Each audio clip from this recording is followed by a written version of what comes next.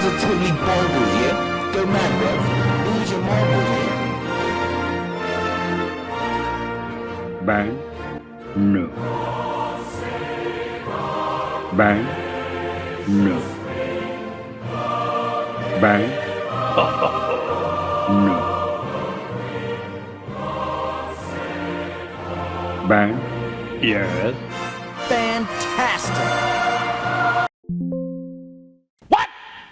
What the f—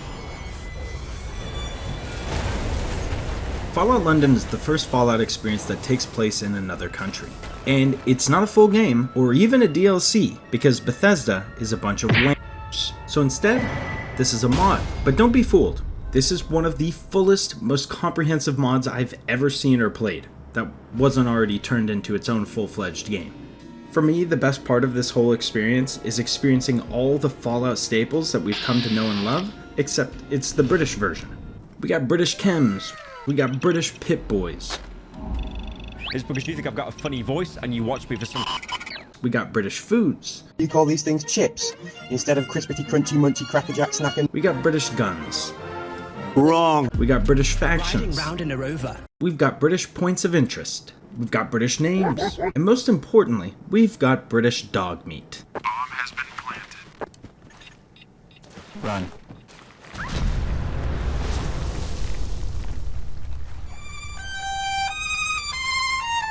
I also really love what they've done with the perk system as well. I love the idea of choosing a debuff along with a perk, and some of them were really interesting, especially the one that I ended up picking.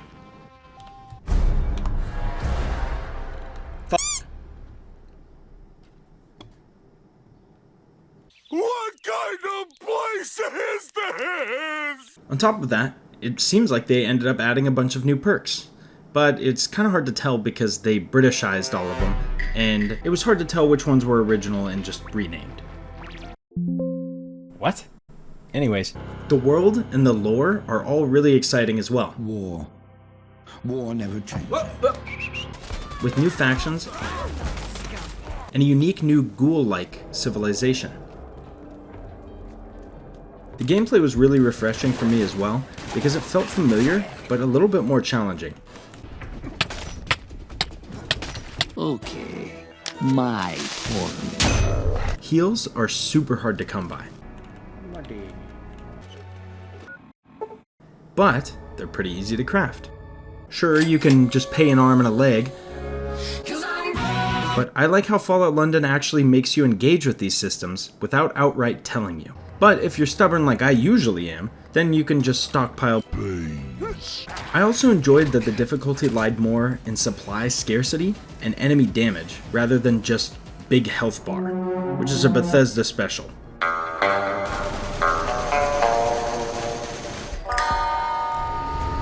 Truth is, the game was rigged from the start. It creates a more immersive and real-feeling combat flow that isn't always present in Bethesda games. The quests and map design were really engaging as well, and made me excited to explore and uncover the big mystery that makes up the central storyline. Now, I'm sure you have many questions.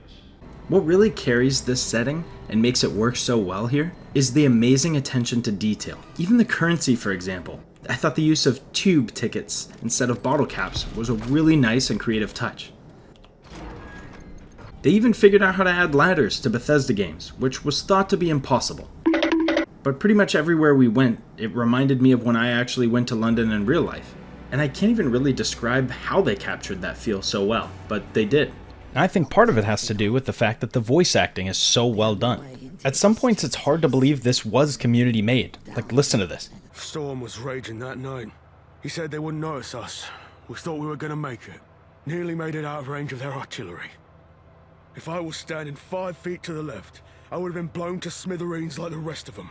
I haven't heard British voice acting this good since... The aliens are coming! We've been compromised! There's so many great things about this mod that I haven't even really scratched the surface.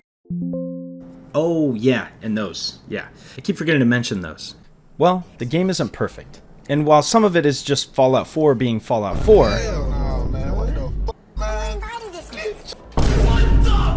there are some issues that are unique to the mod. No way, dude! Very early in the game, you encounter the biggest threat in Fallout London. And you're probably thinking, could it be a Deathclaw or a super mutant? But no, it is much scarier than both of those. The biggest threat in Fallout London is crashes. And in this case, I mean that in a couple of different ways. Because as soon as this train crashes to dump you out into the open world portion of the game, so does your PC. Thankfully, this big scary boss has one very easily installed weakness. And that weakness is Buffout 4. Since this is obviously an issue everybody's been running into, there's tons of guides online on how to easily install Buffout 4, and even I was able to figure it out, so I'm not going to go through that here. Yes, I didn't think that was going to work. But yeah, after installing that, I completely saved my playthrough from getting derailed, get it, like the train, and I continued to play happily ever Oh my god. Fuck. Until the next crash, which unfortunately was a persistent and recurring issue. Oh shoot. And this, along with the fact that there were extremely long load times, made the experience grow really exhausting really quickly. Oi. Ôi, sao trời này? Ôi. Ôi.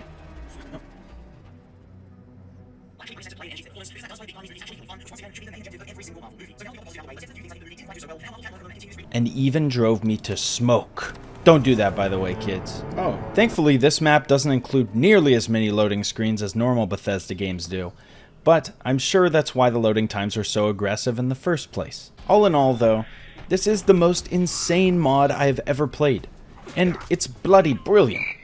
Did I do that right? You failed! And I'm sure Team Fallout is hard at work on optimization improvements, so instead of banging my head against the wall, and having my playthrough be 50% loading screen and 50% actual gameplay, I'm going to step away for a little bit and focus on some other games. But I'll be back as soon as there's an update, to be honest, because I need that British medieval power armor. I need it. But yeah, it's super impressive what Team Fallout was able to pull off with this mod, and it honestly feels better than most DLCs I've even seen from Bethesda. So if you're a fan of Fallout, this is definitely worth checking out. And if you like this video, please throw me a like and a sub. Also, come check out my Twitch and say hi sometime. Or join my Discord for updates on new videos and streams. Thank you so much for watching, and hopefully, I'll see you next time.